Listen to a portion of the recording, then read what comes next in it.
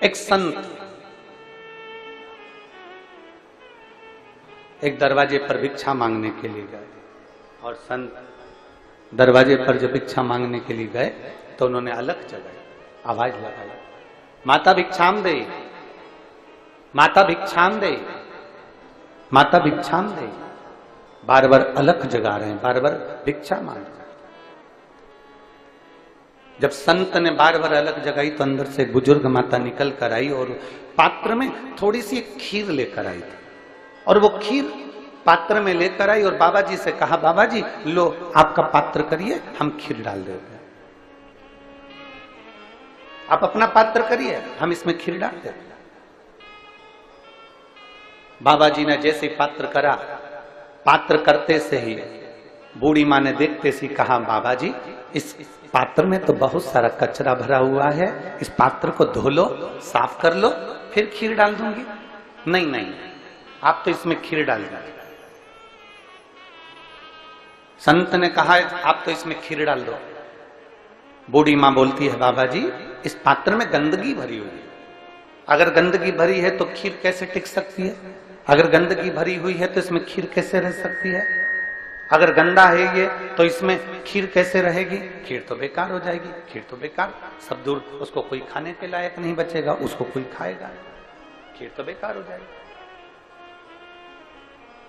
फिर इस खीर का मतलब क्या है, फिर इस खीर की महत्वता क्या है?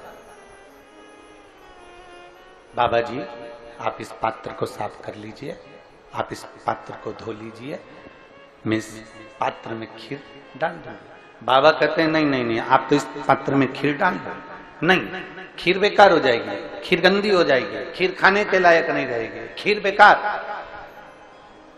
बूढ़ी माँ बार बार जिद कर रही है, बाबा जी बार बार कह रहे हैं। आखिरी में बूढ़ी माँ ने बाबा जी से पूछा कि मेरे दरवाजे पर तुम रोज भिक्षा मांगने आते हो, पर आज इस पात्र में कचरा लेकर क्यों आ गए जिसमें तुम खीर ले रहे हो? तो बाबा जी ने कहा, माँ मैं तेरे दरवाजे से रोज निकलता था, और निकलता था तो मैं रोज भगवान का नाम लेते हुए जाता था, तू मेरे उस नाम को गुनगुनाती रहती थी, पर मैं तेरे दरवाजे से जब वापस निकल कर जाता था तो तेरे दरवाजे से झगड़े की आवाज आती थी, लड़ाई की आवाज आती थी, अपशब्द की आवाज आती थी, आड़े टेढ़ी बातों की आवाज आती थी। इसलिए माँ मैं ये कचरे का पात्र लेकर आया हूं। तो इससे क्या बताना चाहते हो? बाबा जी ने कहा, माँ मैं ये बताना चाहता हूं कि पात्र में कचरा भरा है तो खीर इसमें अच्छी नहीं रह सकती, उसी तरह मन में अगर निंदा, कपट, चुगली, बेईमानी भरी है तो भगवान का नाम इसमें नहीं रह सकता,